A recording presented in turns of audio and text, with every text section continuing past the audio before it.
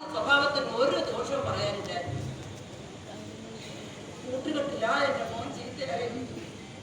ഈ കൊച്ചിയുടെ കാല് നോക്കുന്ന ആളായിരുന്നെങ്കിൽ നമുക്ക് ഇത്രയും ബുദ്ധിമുട്ട് വരുമോ? നമ്മളിത് അനുഭവിക്കാനിരിക്കുന്നു. നീ എന്താണ് ഇത്രയും താമസിച്ചത്? അതൊക്കെ എടുത്തുതരാതെ കൊണ്ടുവരാൻ നിൽക്കും. അരി എത്ര ഉണ്ട്? അരി നല്ലതാ. അപ്പൊ തേങ്ങയ്ക്ക് എത്ര വില കിട്ടി? 12. 12 ആണോ? രാത്രി തേങ്ങ അയാളല്ലേ വില അയാളാണ് അവിടെ കുളിച്ചു പറഞ്ഞേ. ഞാനിതൊന്ന് കഴുകി അടപ്പിലെടുക്കും. വെള്ളം തിളച്ച് പറഞ്ഞു കിടക്കാം. ഞാൻ പോവാം. വേണ്ട കുഞ്ഞി, നീ നാളത്തേക്കെങ്കിലും പായം ചെയ്തെടുക്കാൻ നോക്കും. വാസു പോകല്ലേടാ. അയ്യോ, എനിക്കങ്ങോട്ട് പോണായിരുന്നു. നീ സന്ധ്യയ്ക്ക് വന്ന് തേങ്ങായി വിട്ട് സാധനങ്ങൾ മേടിച്ചോട്ട് തന്നിട്ട് വെറും കയ്യോടൊന്നും പോയവിടാ.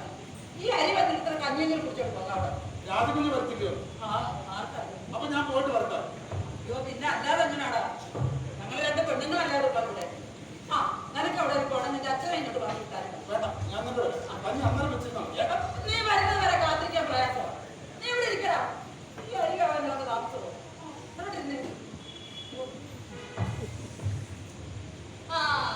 ചുമ്മാതല്ലമ്മോ, അവരുടെ പാട്ടും കളിയും നടക്കാനുള്ള നേരമായി. എന്നാലേ ഇവിടെ ഇരുന്നൊക്കെ പാടിക്കോ. പിന്നെ പാട്ട് നേരം എടുത്ത സന്ധ്യ വരെ നിങ്ങൾക്ക് വേണ്ടി കല്ലുട്ടണം പറ്റില്ലയോ? സന്ധ്യയിൽ വീട്ടിൽ വന്നാലോ ആറ്റുവേന്ന് വിളിക്കാം.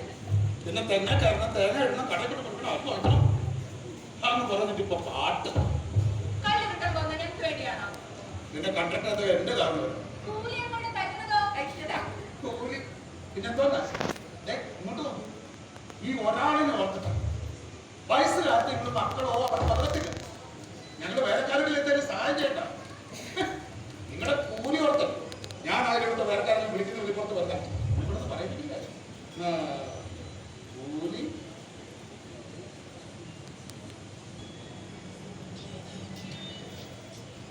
വാങ്ങിയതെടുക്കാറായോ?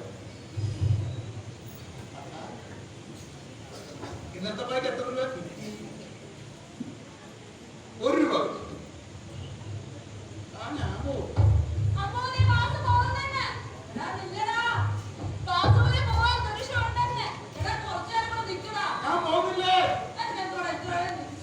ജോലി കഴിഞ്ഞൊന്നും കുളിച്ചില്ല.